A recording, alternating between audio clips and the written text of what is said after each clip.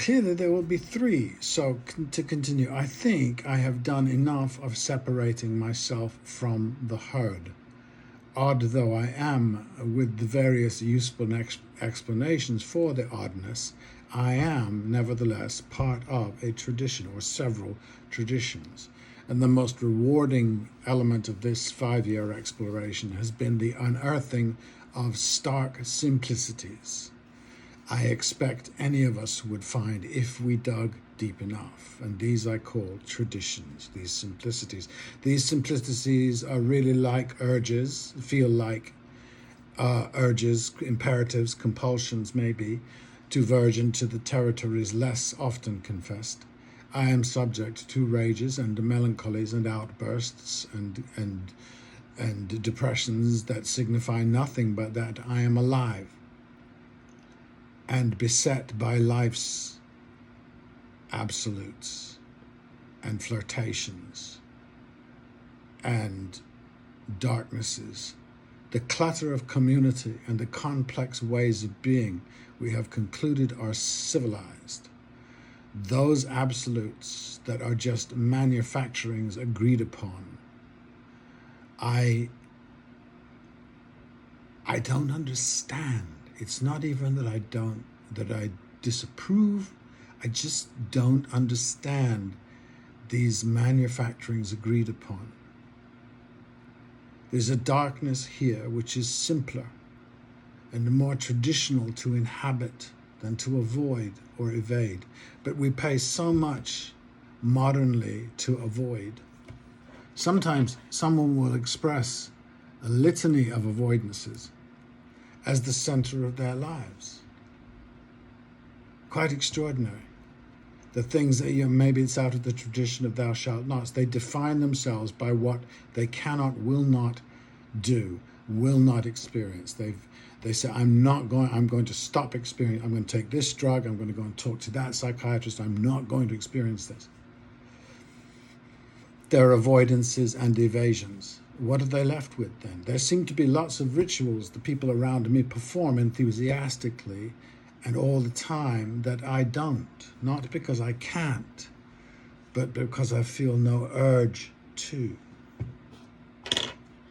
I noticed a thing recently. I did a play that ran only 3 days. It was set around a famous composer's struggles with the tyranny of Stalinist Russia. I sat at a desk in the play composing and musing on events recent to 1948. It was a lovely, interesting, if short play, and was very rewarding in the sense that I was honoring a great artist, Shostakovich. And artists are important to me, a tribe maybe with a language all our own, a generally forgotten language. The significant thing was, though, was that on each night after the play, mingling with the audience, 1 or 2 people told me a story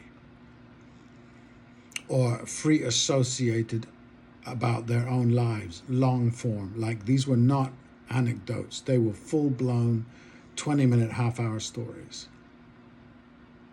Like they were digging something up that the play maybe had provoked. But I decided it was more about the actual theater itself. We might have done well, however that is defined, but something bigger seemed to occur. These people seemed liberated by something. I think it is probable that they came to the theater vaguely, unconsciously hoping to do this. That it seemed they had some immense desire for dialogue that is not normally really available to them. Perhaps that the confessional nature of my part, the musings about terrible events in his life, gave them some license to just talk animatedly. After the show, the audience became the actors. Something had made them unself-conscious. Thinking back, I think this happens a lot, has happened a lot over the years, but on these nights, I noticed it particularly. And I wasn't listening to these tales politely.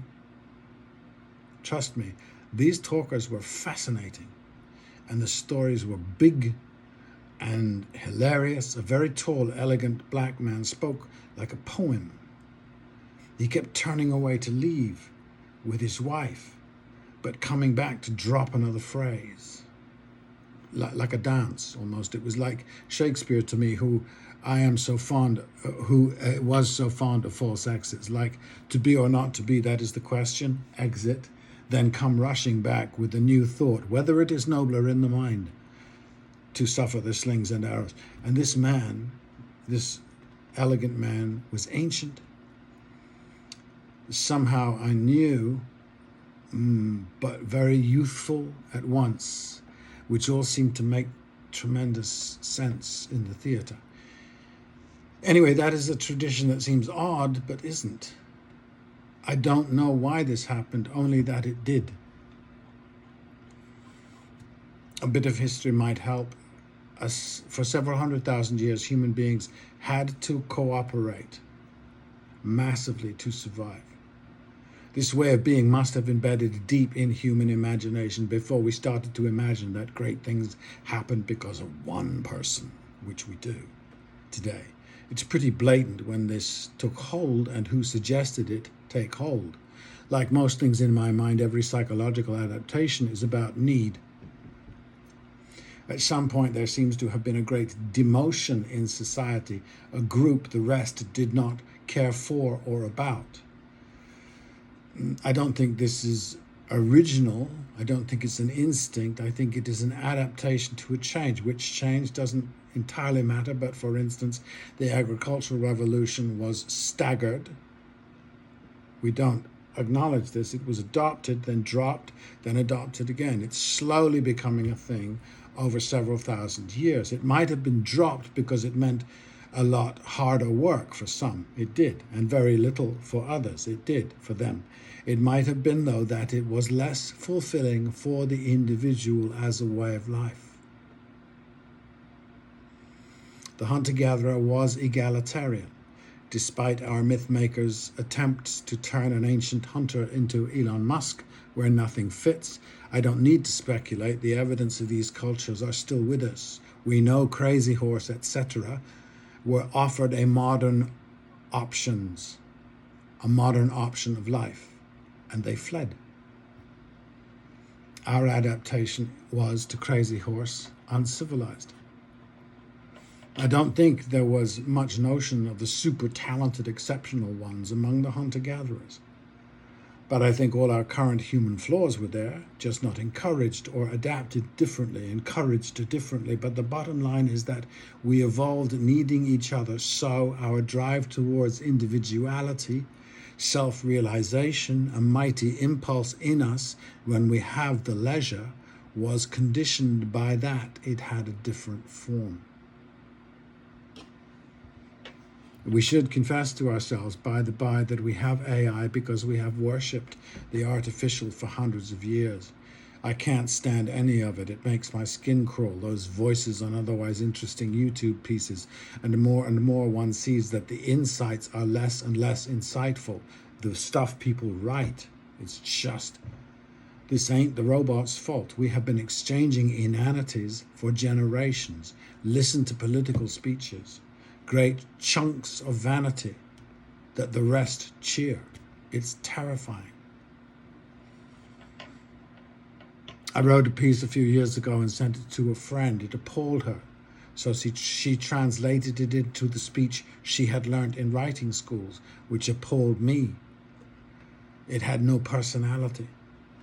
The brain that would comprehend it would be ideal, but vapid in the highest. AI is created in the name of efficiency. Well, efficiency kills, like the drone. It may be the more technologically limited we were, the deeper we were in the past. Bound in a nutshell, but kings of infinite space. The most of us on the receiving end of AI, the ones not made wealthy by its efficiencies, need to work hard to escape. Not just write poetry, but to think poetically, write poetically. Surely the least efficient thinking until you see the waste in the efficient world.